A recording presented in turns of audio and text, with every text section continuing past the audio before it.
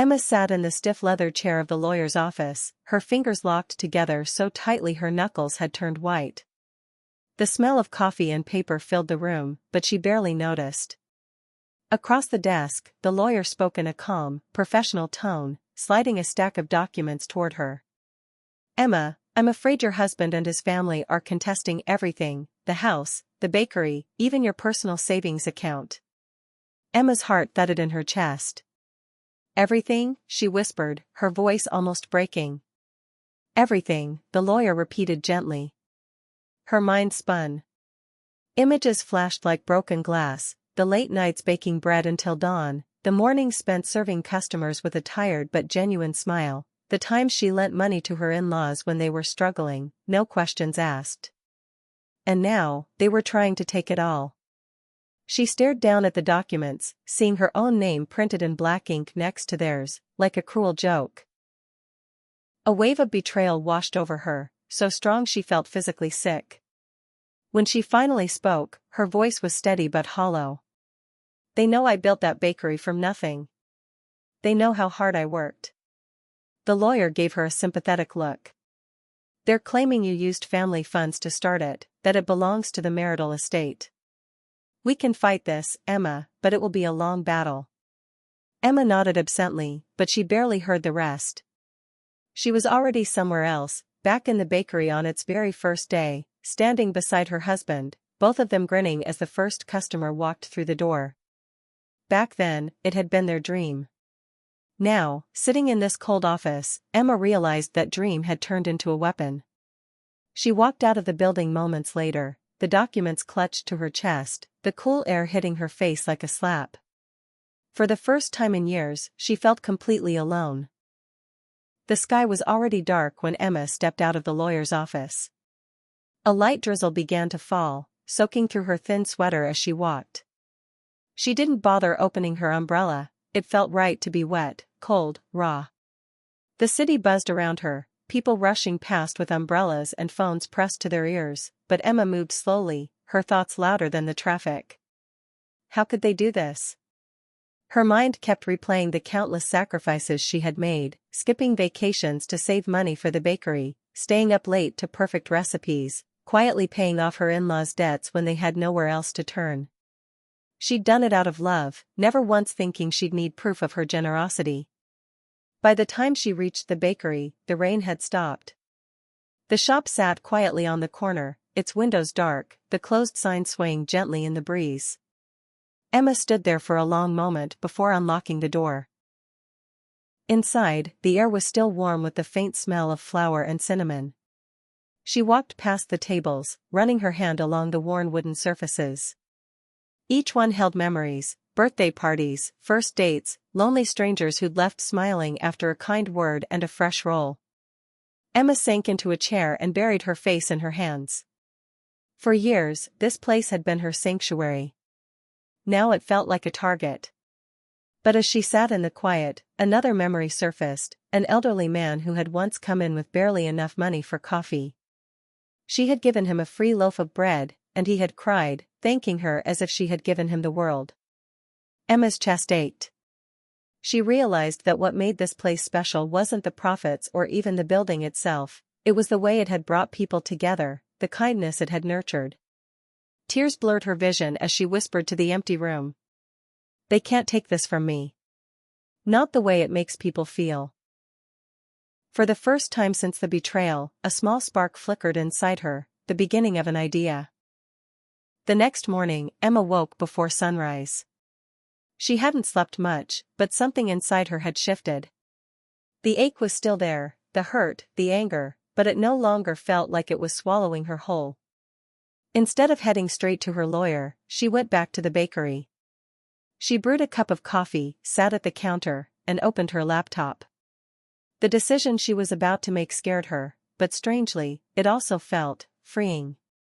She began drafting papers, not for a legal defense, but for a transfer of ownership. With a few phone calls and signatures, she could turn the bakery into a non-profit community kitchen, a place where anyone could come for a meal, regardless of their ability to pay. By mid-morning, she was sitting in the office of a local non-profit advisor, explaining her plan. I don't want to lose this place in a fight, Emma said, her voice steady. I want to give it away, but in a way that keeps it alive, keeps it helping people. The advisor blinked in surprise but smiled slowly. That's incredibly generous. And yes, it's possible. It will mean that legally, you no longer own it. That's exactly what I want, Emma replied, surprising herself with the conviction in her voice. 2 days later, the papers were signed. The bakery now officially belonged to the community trust. It was no longer Emma's property, and therefore, no longer part of the marital estate. That afternoon, her husband's lawyer called. His voice was sharp, almost mocking. You can't just give away assets to avoid a settlement. We'll challenge this. But Emma only smiled. You can try, she said softly, but you won't be taking this from me, or from anyone else ever again. When she hung up, she let out a long breath. For the first time in weeks, she didn't feel powerless. She had taken control, not by fighting for what was hers, but by turning it into something bigger than herself. As she locked up the bakery that night, she stood on the sidewalk and looked at the building. For years, she had thought of it as her dream. Now, it was something much more, it was everyone's dream. And that, she thought, was something no one could ever take away. Within a week, word about Emma's decision spread through town. At first, people didn't quite understand, was the bakery really free now? Could anyone just walk in and eat? Emma decided to make it clear. She put up a chalkboard sign outside that read, "Pay what you can, if you can. No one leaves hungry." The first morning, she was nervous as she opened the doors. Would anyone even come? They did. An elderly woman who had been living on a fixed income stepped in first, shyly asking if she could afford a cup of coffee. Emma handed it to her with a smile, and added a warm muffin. Tears welled up in the woman's eyes. It's been months since I had breakfast like this, she whispered. By noon, the bakery was buzzing. Volunteers showed up, neighbors, college students, even a retired chef who offered to help cook. People who could afford to pay started leaving extra money in a donation jar, covering the meals for others. A local reporter came by to interview Emma, and the story quickly went viral. Donations poured in from strangers across the country. Letters arrived, some from people Emma had never met, sharing how her courage had inspired them to do something kind in their own towns. But the moment that stayed with Emma happened late one afternoon. A young mother came in with 2 small children. She looked exhausted, her clothes worn and her eyes downcast. When Emma handed her a bag filled with fresh bread, soup, and pastries, the woman broke down crying. I didn't know how I was going to feed them tonight, she said, hugging the bag to her chest. Emma knelt so she was eye level with the little boy, who was staring at the cookies on the counter. You're always welcome here, she told them gently. The boy's face lit up with a smile so pure, so full of relief, that Emma felt her throat tighten. In that moment, she understood, the bakery had never been just about bread. It was about dignity, about kindness, about reminding people they weren't alone. And somehow, that truth healed something in her too. Months passed, and the little bakery had transformed into something extraordinary. What once was Emma's small business had become a thriving community hub. People came not just for food but for connection, to volunteer, to donate, to sit with neighbors they'd never spoken to before.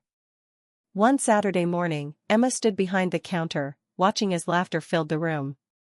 A group of teenagers washed dishes in the back while a local musician played softly near the window. A few regulars shared coffee with a homeless man who now came every day, smiling more with each visit. Emma felt a peace she hadn't known in years. The pain of her husband's betrayal had dulled, replaced with a quiet pride.